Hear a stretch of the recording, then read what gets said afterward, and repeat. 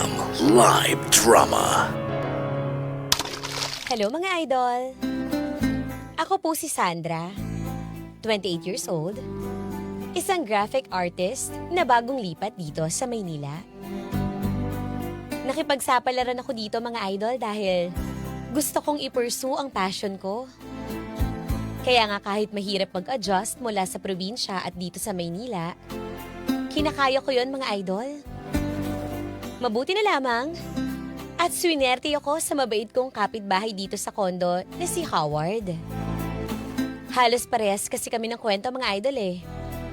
Mga probinsyano at probinsyana na nakipagsapalaran sa Maynila. Maraming salamat po sa pagbasa ng kwento ko mga idol. Muli ito po si Sandra. And I thank you.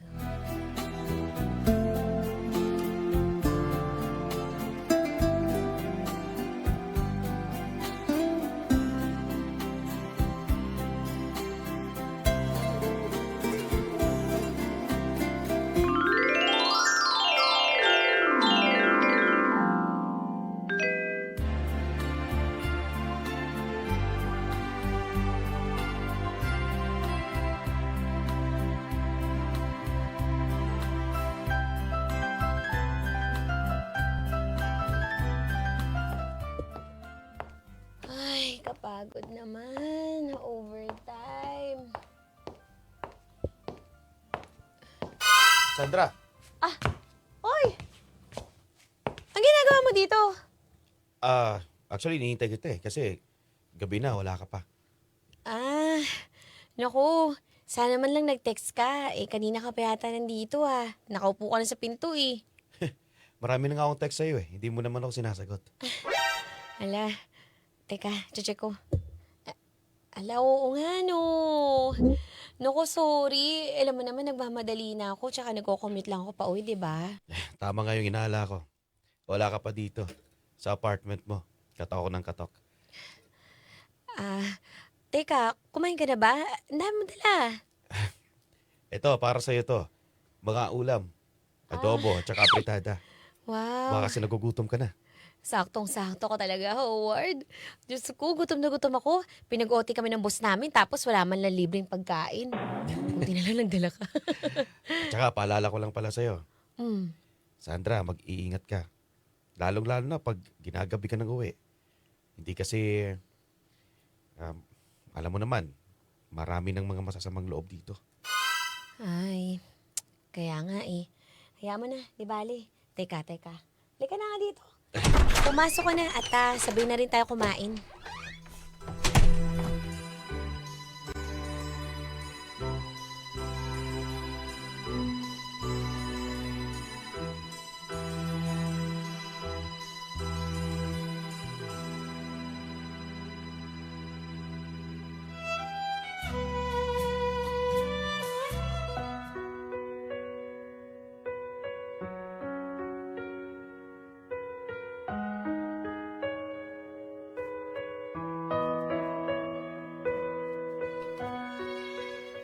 Wala kaming romantic relationship ni Howard, mga idol.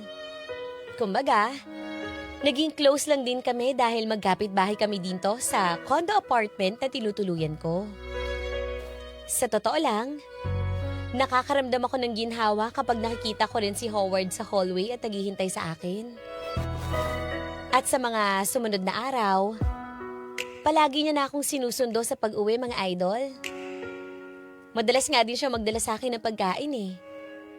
At tinutulungan niya ako sa pag-akit ng gamit ko dito sa kondo. Alam niyo, napakabait niya mga idol.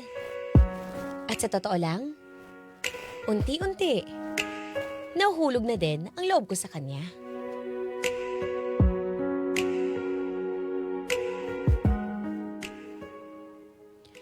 Ay, ang dami kong kailangan i-drawing ah. Buti naman, sunod-sunod yung kliyente. Good problem din pala to. Ay! Ala! Brand out! Ano ba yan? Ngayon pa talaga nag-brand out! Ang dami kong kailangan gawin eh. Nakakaasan naman. Sandra! Sino yan? Sandra ko to. dilim. Ba't ngayon pa kasi nag-brand out eh? Nakakabad ka na.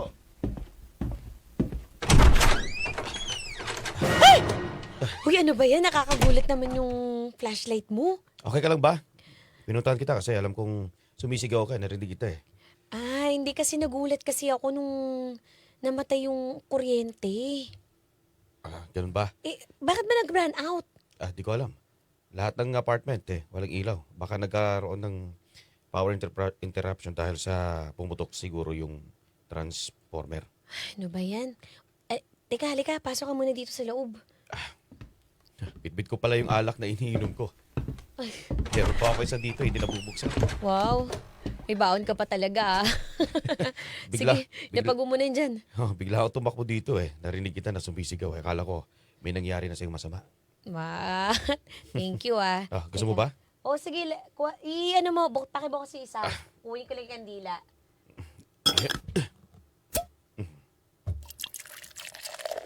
Ay, sabay yung kandila. Ito na, nakita ko na. Dahan-dahan. Baka mapasok ka ng Ayun. kanila. Ito pa, bubuksan ko pa yung isa. Ayan, ako. Buti na lang. Kahit sa isang kandila ko na lang din talaga to. Buti lang may flashlight ka ha. Boy Scout ha. Napansin ko nga na medyo madalas ang brownout dito sa apartment natin. Kaya nga eh, kailangan ko na rin siguro bumili ng ganyang flashlight. Saka yung, alam mo yun, yung maliit na electric fan? Yung dinagal ng baterya. Rechargeable. Oo. Uy, teka lang. Parang palubat na rin yung cellphone mo ah. Ah, kaya nga eh. Hindi kasi ako nakapag-charge kasi busy-busy akong i-drawing to. Kaso wala, hindi mo na makikita kasi ini-edit ko yun eh. Kaya pala hindi na gumagana yung flashlight niya dahil hindi na kaya. Kaya nga. Cheers muna tayo. Ay, sige, sige. Cheers! Naku. Buti na lang may ganito ka. Kahit papano, nakakawala ng stress. Sa totoo lang, dami ko talagang kailangan pa i-drawing eh. Pero, okay lang kasi, tawag dito, blessing na din. Madami akong kliyente. Huwag ka mag-alala, mamaya-maya, mabubuhay na rin yung kuryente. Sana nga. Teka lang, Howard, matanong ko nga. Ano bang ginagawa mo dito sa Maynila? Kasi hindi pa natin napagkikwentuhan yun eh. Kasi parang dami-dami mong pera eh. Ikaw lagi nalilibre sa akin eh. Actually, ako ay maintenance ako ng isang building. Sala ako sa engineering department. Ah, okay. Kaya pala. Teka, di ba sabi mo galing ka rin ng probinsya? Eh, asan yung mga pamilya mo? Wala ka bang ibang kasama dito sa Maynila? Sa totoo lang, nag-iisa na lang ako sa buhay. Wala na akong pamilya. Tsaka, produkto rin ako ng broken family. Oh, naku, sorry, natanong ko pa ha. Hindi ko naman alam eh. Kasi, hindi ka naman pala kwento. Ako yung kwento na kwento sa'yo. Okay lang yan, walang problema. Ay, uminom muna tayo. Mukhang inaato ka na yata. Isa pa, cheers. Alam mo kasi, hindi na ako masyadong palainom. Kaya, parang isang bote lang. Nahihilo na rin ako. Sige. Pagkatapos nito, magpahinga ka muna. No oras kaya magkakakuryente, no? Pwede mo akong, pag natulog na, alis na lang ako. Hindi. Dito ka na lang. Para may kasama din ako. Pero diyan ka lang sa sopa, ha? Oo naman. Paano? Ubusin na lang natin to. Para makatulog ka na at makapagpahinga. O, sige, sige. Cheers tayo.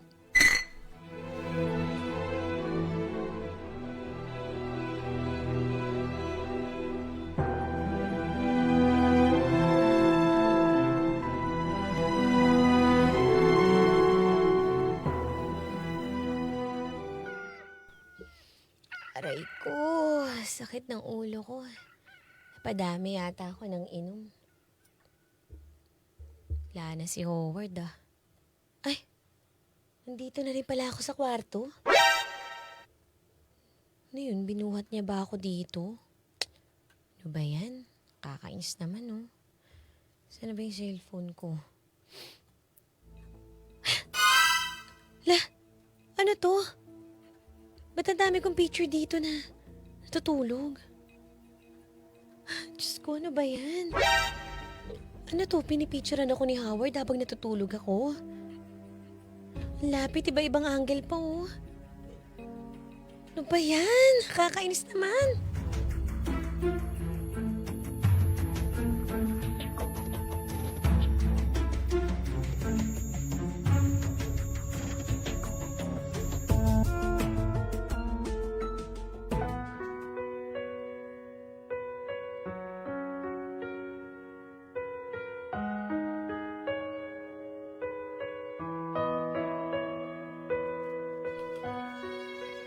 For the first time ever, nakaripihan na ako kay Howard, mga idol. Sa totoo lang, pagkatapos ng insidenteng yun, sabi ko sa sarili ko, didistansya na muna ako sa kanya. Pero pagtapos din ng araw na malaman kong pinipicturean niya ako habang natutulog, bigla namang hindi ko na rin siya nakikita sa unit niya, mga idol. Hindi na nga din niya ako sinusundo eh. At hindi na din niya ako dinadalhan ng pagkain. So feeling ko, nahiya din si Howard sa ginawa niya sa akin, mga idol.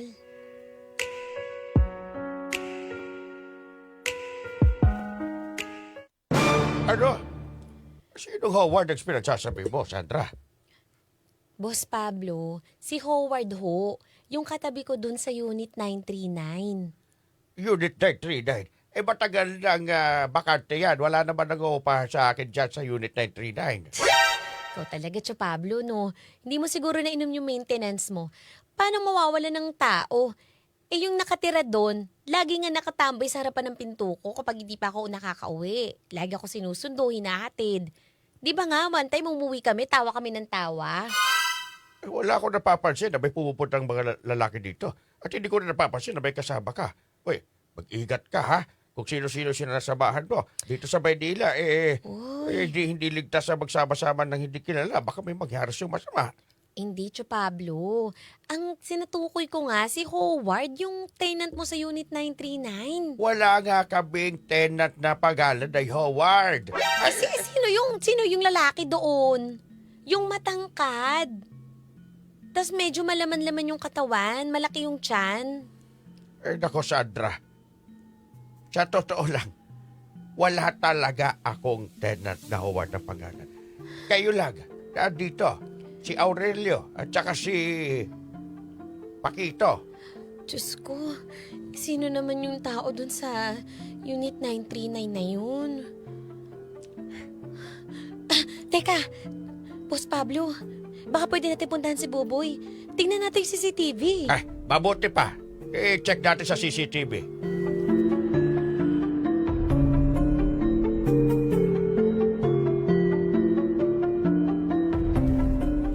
Saan ba dito, Sandra? Ayan, Dito ba? ayan. Hindi, tingnan mo yung timestamp. Gabi yun eh. Siguro mga around 9:30. Tingnan mo 9:30. Usog ko pa ba? Usog mo pa. Usog pa. Ayan. Teka, stop. Ayan. Play mo nga. Oh. Ayan! Ayan! Boss Pablo, tingnan mo! Ayan, oh! Diyos ko! May pumapasok sa kwarto ko tuwing gabi. Oo nga, no? Nako, Boss Pablo, paano kita nakapasok to? Hala, tingnan mo. Diyos ko, tumatay yung balahibo ko. Ibalik mo nga. Tingnan natin kung saan pumapasok. Diyos ko, ano ba yan? Nako, si Pablo, binibigyan niya pala yung pagkain yung aso, kaya pala hindi tumatahol. Bihira. Kailangan i-report natin ito sa mga polis. Boss Pablo, paano kayo nakapasok to dito? Buti na lang. Buhay pa ako ngayon, makamamaya. Ano nang ginawa sa akin? Huwag ka mag-alala. Pero, tingnan mo, Boss Pablo. Balik mo nga, boy. Saan po? Ayan. Saan, Sandra? Ayan, stop. Ayan. Hindi yan yung lalaking si Howard eh. Parang iba to eh. Huh? Parang mas maliit to eh. Dalawa sila? Diyos ko. Ako. Hindi ligtas itong ginagawa dito na pumapasok ng mga kalalakihan sa paupahan ko. Diyos ko. Sige, i-report natin sa pulis to. May kilala ako sa presinto.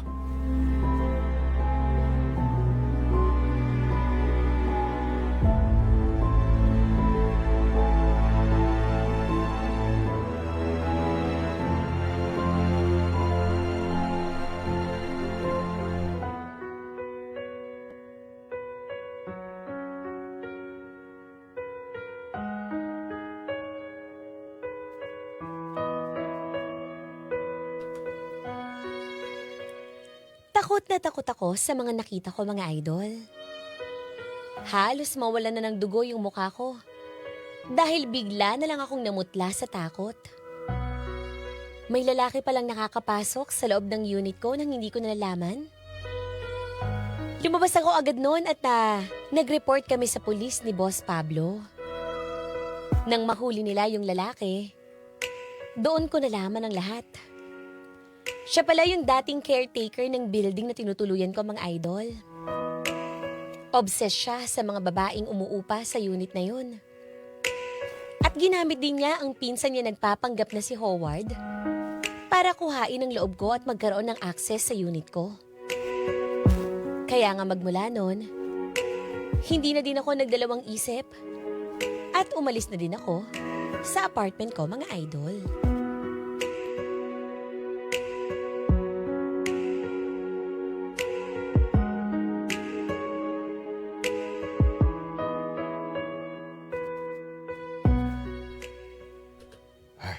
Sandra, pasensya ka na sa nangyari. Ay, sana talaga hindi na maulit to, Boss Pablo Oo. Paano ba naman kung may ibang babaeng tenant dito? Ganun din ang naranasan nila. Di bale, napag-alaman pala natin na talagang nabibiktima talaga ng mga babaeng boarders. Mahuhuli din yan. Pangako ko sa'yo, lalagay na rin ako dito ng iba pang CCTV. At hihigpitan natin yung security dito sa apartment na to. Ay, maraming salamat, Boss Pablo. O paano ho? Hahanap na lang ako ng bago kong titirahan. Pabihira naman. Ibibigyan na nga kita ng diskwento. At saka maglalagay naman ako dito ng additional security. Hindi na ho. Pasensya na talaga. Na-trauma na po talaga ako sa nangyari. Mabuti nga ho, buhay pa ako Malay nyo, may nangyari sa aking masama. Di cargo nyo pa yun. Sabagay. Para naman malibang ka. O sige, ingat ka na lang. Kunin mo na lang yung gamit mo. At saka kung kailangan mo ng kakargo, ako na bahala. Sige ho, maraming salamat po, Boss Pablo. Maghihintay muna ako dito ha. Sandali lang ho. Mauna na ho kayo pumasok sa loob. Ingat ka ha. Ay, grabe talaga. Sobrang traumatic talaga ng experience na to. Sana lang, hindi na to mangyari ulit. Dahil, pag nangyari pa to, ewan ko na lang talaga. Ay, ano to?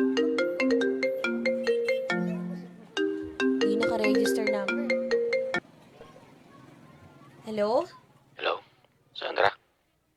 Hello, sino to? Si Howard to. Howard? Nabalitaan ko yung ginawa mo. Pinareport mo pa ako sa mga pulis. Paano ka nakalaya? Di ba? Nakulong ka na? Ako pa talaga. Ang haharapin mo. Sandra, kahit saan ka pa pumunta, susundan kita. Tama na! Wala kang kawala sa akin, Sandra. Howard, tama na please! Huwag na ako! Susundan kita. Susundan kita, Sandra. Kahit saan ka man pumunta, susundan kita.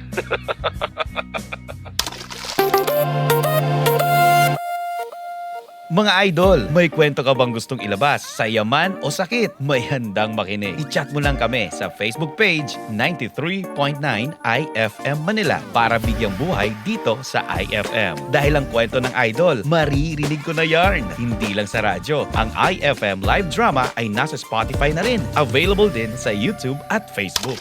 Grabe naman yun! Sobrang creepy ni Howard hanggang dulo tumawag pa kay Sandra. May mga ganun pala talagang tao no?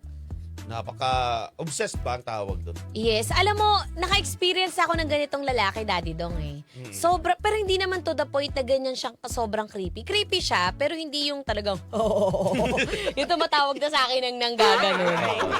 Ano yung mga ganun? Pero paano mo siya Na-overcome.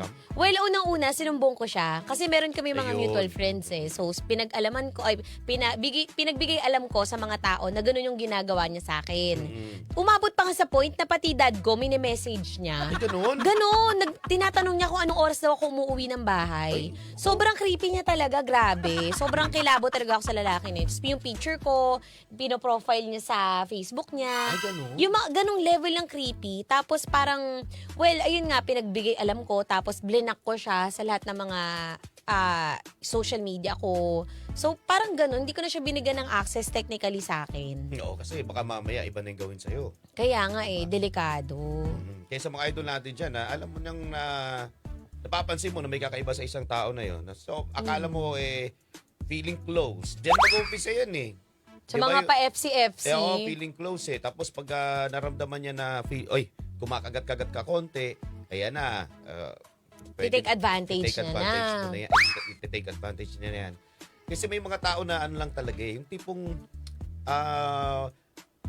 tipong open siya. Yung parang hindi man maligalig, di ba? Hindi maligalig pero parang hindi niya paano ko sabihin yun? Hindi niya alam, hindi siya aware na gano'n siya KFC. Di ba? Pero ikaw mismo magsabi, teka lang, hindi tayo close ha. Over ka Oo, na over ka ha. na. Masyado ka ng feelingero Oo, ha. kung kailangan na sabihin mo yun sa tao na yun, sabihin mo. Kasi minsan hindi siya aware eh. Ay, oo nga no. Oo nga, ako Sumusobra. ko na pala. Oo, ko na pala. Sobrang feeling na pala ako. Oo, di ba? Na may mga tao, yung niyayakapin ka na lang bigla. Ay, ayun talaga. Ano ko talaga, cringe ko talaga yan. Bibisuhan ka. Ay, ano ba? Oo nga. Di ba? O, di ka naman. Hawa ka na lang bigla yung braso mo. Oo, yung kamay mo, Diba? di ba? Kikilitiin ka sa bewang. Oo, kahit na alam natin na ganun yung tao na yun, sa pagsabihan niya pa rin, oy, teka lang ha. OA ka na, ha? Hindi, ayoko nang ginagawa mo sa akin, nabigla mo na lang akong, di ba, hawakan o ano. Lalo sa mga kababaihan. Correct. Kasi kapag dinisregard mo yun, tutuloy-tuloy yan, Okay lang pala sa kanya. Okay lang pala sa kanya. Mamaya, hindi natin alam. Di ba, tulad nun kay si Sandra, nakipag-inuman pa. Tingnan mo, Yes, pinicturean. tapos doon pa sa bahay niya. Ay, sa palod ng unit niya, sa di ba? unit niya, di ba? So, hindi kasi siya aware eh. Okay lang pala eh, di ba? Parang okay lang pala eh. Kaya, i-take advantage ho kayo. Kaya, Correct. talagang supalpalin niyo kapag ano yung tao. Tama. Di ba? Sa Quezon City, bawal yan. Pagbabastos yan.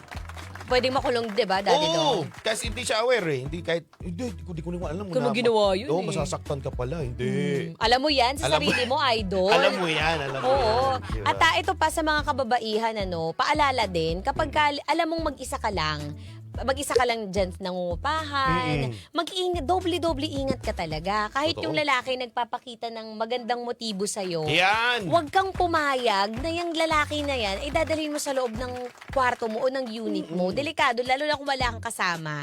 Kahit gano'n pa ka nakilala yung lalaki na yan at nagpakita talaga ng kabutihan, dinalhan ka ng mga pagkain, magbigay ka pa rin ng sapat na boundary para hindi ka niya ma-access ng ganun ka personal.